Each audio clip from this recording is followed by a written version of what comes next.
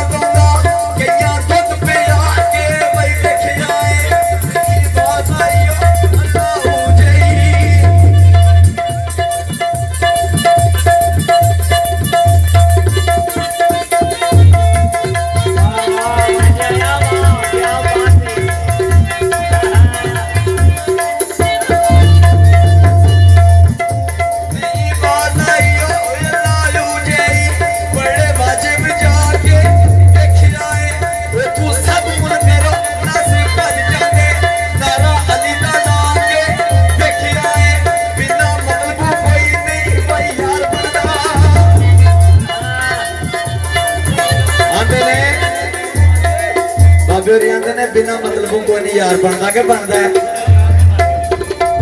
मतलब होवे ते नूर मोहम्मद ते जे ना होवे ते नूरा मतलब होवे ना किसे नाल ते फिर आखी दा नूर मोहम्मद ये गल है आ नूर मोहम्मद जाई ते ना ना होवे ओ नूरे नु आख लईने आ वाह वाह वाह इंजे गल है यही गल है मतलब होवे कि नूर मोहम्मद ना होवे ते नूरा ते उस वेले सब बेली छड़ जांदे ना जदों मतलब हो जांदा पूरा बिना मतलब कोई नहीं यार बनदा बड़े यार बना के वेखे आए उतों सब मुनकर नस भज जांदे नारा अली दा ला के वेखे आए पर मस्जिद आखदे ने घर रब दा किवें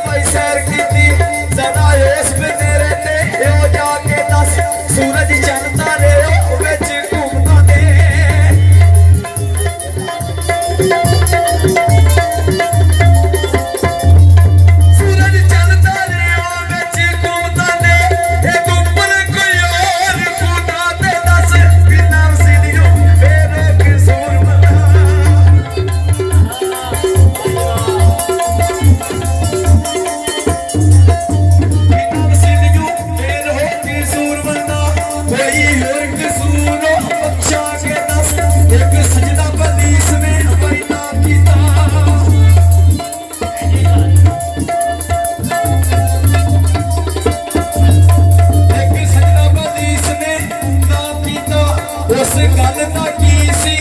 ਅਸਰ ਪਿਆ ਕਰੇ ਲੱਖ ਇਬਾਦਤਾਂ ਨਹੀਂ ਗਮ ਤੇਰੇ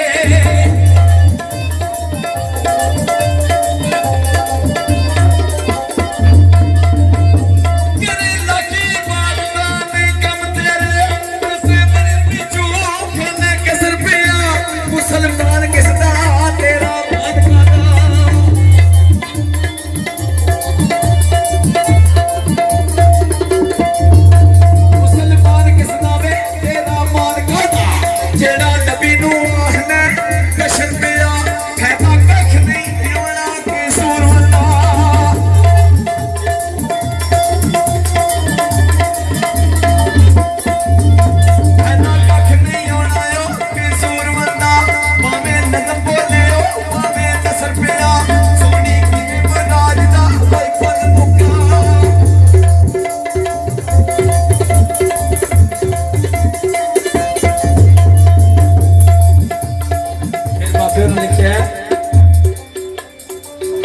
आजज होना हजूर दी सुन्नत भी है आजज होना हजूर दी सुन्नत भी है ते आजज होना रब नूं पाउंदा है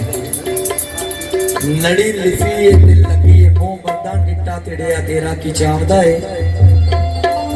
ते तौबा कर ते भुल दी मंग माफी तौबा कर ते भुल दी मंग माफी